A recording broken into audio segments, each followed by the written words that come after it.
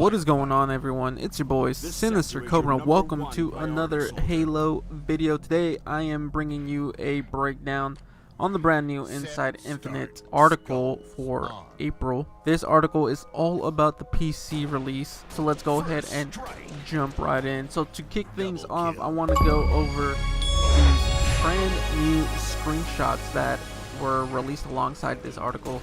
The majority of the article talks about the new ultra-wide settings available for the PC players, and most of the screenshots shown here are representing the brand new ultra-wide settings that will be available. So in our first screenshot, we have a much wider view of Zeta Halo. This screenshot appears to be the exact same screenshot we've seen before back in, I believe, February. They showed us this particular screenshot when they were talking about the day and night cycle, but in this instance we get to see it in the brand new super ultra wide aspect ratio. So the second screenshot we got is of a Forerunner interior on Zeta Halo. Again, this screenshot is in that super ultra wide format.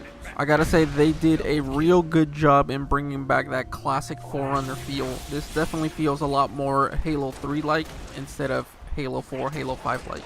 And also, if we take a closer look at the screenshot, we can see some grunts and some jackals in the area, which isn't really groundbreaking news. We've seen these enemies in the gameplay demo last year in E3, but nevertheless, it's still cool to see enemies in these screenshots. Also, it looks like we have a mix of Halo 4 style grunts and Halo 3 style grunts. So the final screenshot we got here today is of the Forerunner interior environment, but an actual in-game screenshot. This is from the first person point of view. Again, we have some enemies here. We have a brute, we have a jackal off to the side, and what appears to be a grunt off on the other side. But one specific detail that's quite interesting is this hologram structure.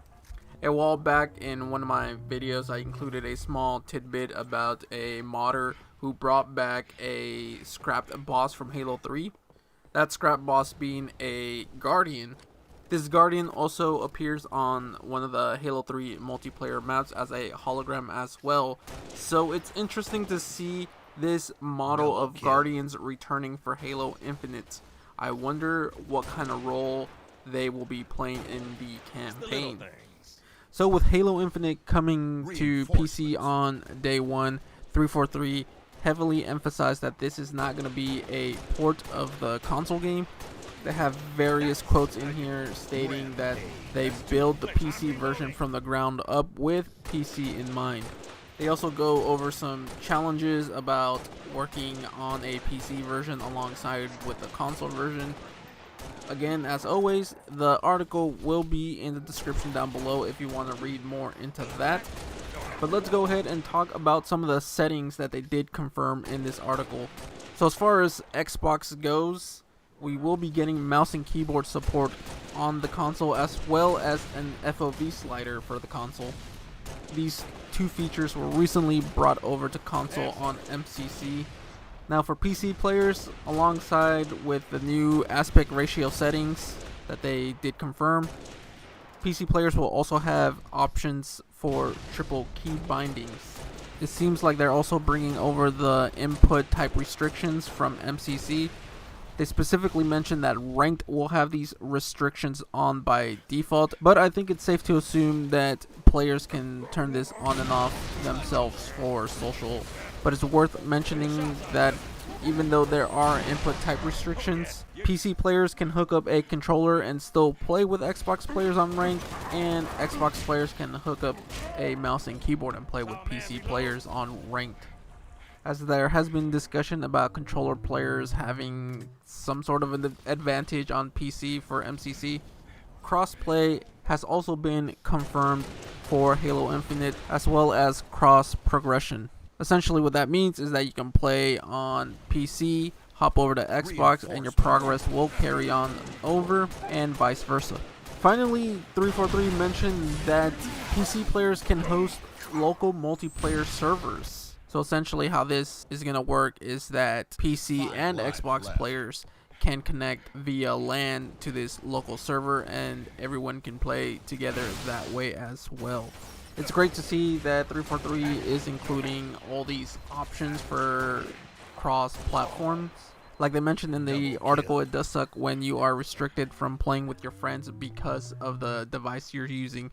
This article closes out with a mention of plans for E3/the summer involving some Halo Infinite videos. So it sounds like they are getting ready to show us actual gameplay in the form of videos instead of just screenshots. Fingers crossed that there is some multiplayer reveals included in that. But with the news of Microsoft being involved with E3 this year, I think it was pretty safe to say that Halo was going to make an appearance. But that's going to be it for me, guys. I hope you did enjoy this small little insight into the PC aspect of Halo Infinite. I know there wasn't much news included in this one, but it is nice to have confirmation of certain things such as crossplay and mouse and keyboard support and FOV sliders and things like that. So I hope you guys did enjoy this video, and as always, if you did, remember to leave a like, subscribe if you're not already subscribed, and leave me a comment with what you are most excited for in Halo Infinite. I want to thank you guys for watching, and I will talk to you guys in the next one.